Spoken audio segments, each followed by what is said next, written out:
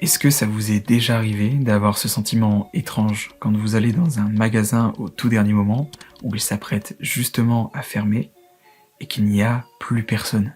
Un espace fait et conçu exactement pour cohabiter et accueillir du monde, mais spécialement à ce moment précis, il est complètement vide. Il y a ceux qui trouvent ce sentiment complètement dérangeant au point de vouloir s'enfuir au plus vite, et il y a des personnes comme moi, qui adorent cette esthétique si particulière.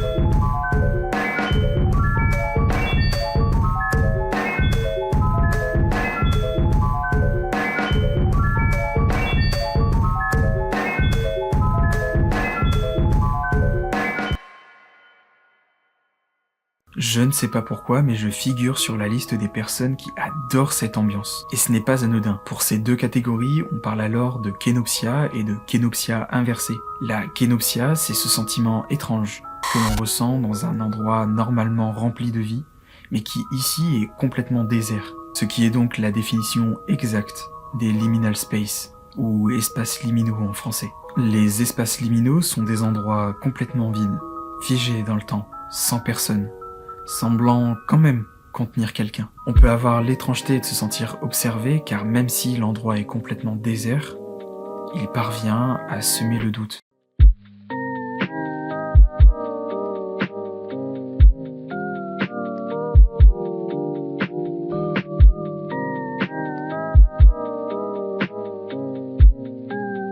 Ces endroits peuvent donner donc le sentiment de kénopsia chez certains. Elles donnent l'idée qu'une catastrophe vient probablement d'éclater, que la population humaine a complètement disparu et qu'il ne reste que cette personne sur Terre.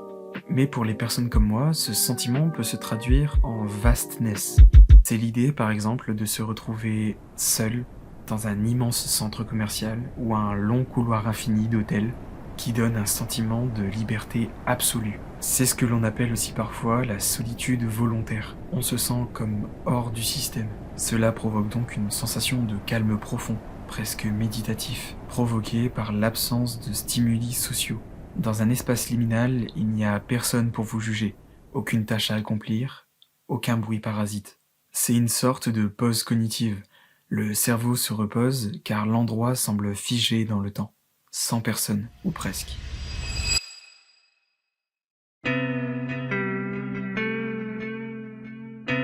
Il n'a pas fallu longtemps pour que ce concept fascine Internet. Des milliers de personnes ont commencé à partager ce sentiment de contemplation face au vide. Comme souvent sur Internet, tout a commencé sur un forum.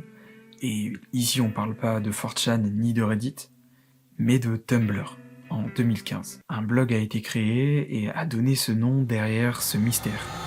Cursed Image, et donc accompagné d'une image iconique. Elle nous donne directement le concept derrière ce nom, une image maudite. Elle le semble, du moins de notre point de vue, oui. Elle arbore une atmosphère qui décrit légèrement le concept des liminal space. Une photo floue avec des tons de couleurs très exposés et une esthétique amateur où l'on retrouve un vieil homme qui se tient là, debout, devant la caméra, pris au dépourvu et ne sachant pas du tout comment se tenir. Avec autour de lui, des tas de cagettes de tomates, exposées comme dans une brocante. Mais un détail qui englobe toute cette atmosphère, c'est que tout se passe exactement dans un petit coin d'une pièce, arboré de planches de bois sur les murs. Exactement ce détail montre ce côté bizarre que procure les liminal space, un détail qui, s'il est changé, donne un autre feeling à cette photo. Parce qu'imaginez maintenant que l'homme soit dans un espace en extérieur. La photo semblerait donc juste simple. Mais ici, le flash trop fort, le cadrage amateur et l'aspect clos de la pièce créent une atmosphère qui flirte avec l'espace liminal.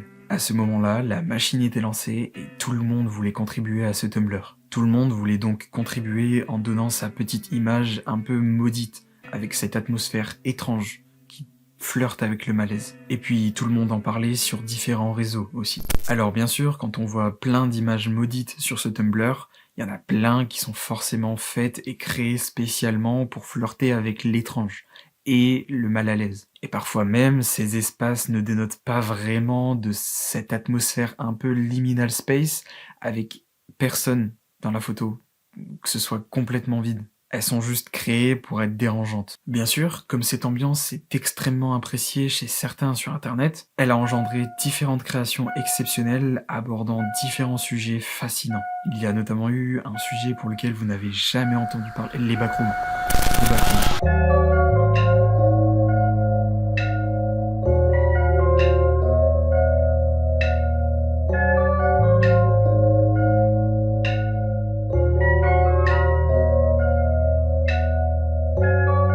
Évidemment, c'est une évidence, les backrooms ont fait le tour d'internet. La web-série de Kane Pixel a été un énorme succès et a fait de lui le prochain réalisateur du film A24 sur ce sujet. Mais le liminal space ne s'arrête pas juste au backroom. Évidemment, ça a aussi popularisé des styles d'ambiance ou des styles de musique comme la weirdcore ou la dreamcore. La dreamcore, c'est d'abord une esthétique qui se base sur le réel altéré qui paraît comme un rêve, avec souvent des couleurs très saturées et surtout aussi souvent accompagnées d'œil. Une atmosphère lumineuse, surréaliste ou floue pour créer de la nostalgie et du confort. Elles sont parfois moins associées au liminal space puisqu'elles essayent de ressortir une esthétique plus rêveur, d'où son nom Dreamcore, bien qu'elle puisse se traduire en Kenosia chez certains. Mais que ce soit les liminal space ou la Dreamcore, ce sont surtout que des esthétiques. Mais elles ont eu le droit à des musiques ancrées dans leur esthétique. Snowfall de One Earth, 647 de Instupedo qui est notamment la bande originale du film A24 de Kane Pixel, Nice Boys de Temporex, ou encore les musiques de Jack Stauber ou les musiques de la bande originale du jeu Uiniki, qui eux s'imposent dans une esthétique complètement différente. La weirdcore, c'est une esthétique surréaliste centrée sur la photographie amateur ou de mauvaise qualité, avec des éléments visuels comprenant l'édition amateur, les graphiques numériques primitifs, la photographie de faible fidélité et la compression d'images. Mais donc, dans tout ça, pourquoi ça nous fascine ? C'est un peu compliqué à répondre, mais en grande majorité, c'est par ce sentiment d'isolement profond, un moyen de pouvoir fuir la réalité et de se retrouver complètement seul, confronté à rien, à aucun problème, à aucun bruit parasite, à personne, aucune tâche, aucun jugement, juste du vide, des environnements familiers mais tranquilles. Et c'est à ce moment précis où j'aimerais faire mon témoignage. Depuis plus jeune, en regardant des films apocalyptiques, j'ai toujours rêvé de pouvoir me balader dans certaines des séries ou films que je pouvais regarder. Un film comme 28 jours plus tard m'a marqué par cette esthétique. On y retrouve un homme qui se réveille dans un hôpital 28 jours après qu'une apocalypse de zombies a frappé. Et justement, tout le long du film, on peut y découvrir un monde où il n'y a personne dans les rues. Pas un seul bruit qui pourrait trahir les positions de certains survivants, par peur de se faire dévorer.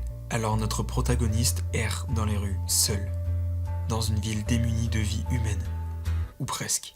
Et pour parler de plus récemment, on peut évoquer Pluribus, qui a été fascinant à regarder, de par son atmosphère identique au liminal space. Un endroit où la population a fusionné leur conscience en une seule, et se rejoignent qu'à un seul endroit. On suit donc la vie de Carol, qui essaye de faire virer tout ceci à la normale. On peut alors y découvrir un Albuquerque vide, calme, paisible, sans bruit parasite. Mon visionnage m'est donc apparu très agréable par cette atmosphère. Dans ces situations, je retrouve un certain réconfort, un moyen de s'isoler dans un monde familier, parfois même un sentiment de nostalgie profond. Comme je l'ai dit bien plus tôt, dans un espace liminal, il n'y a personne pour vous juger, aucune tâche à accomplir, aucun bruit parasite. C'est une sorte de pause cognitive. Le cerveau se repose, car le lieu est figé dans le temps, sans personne.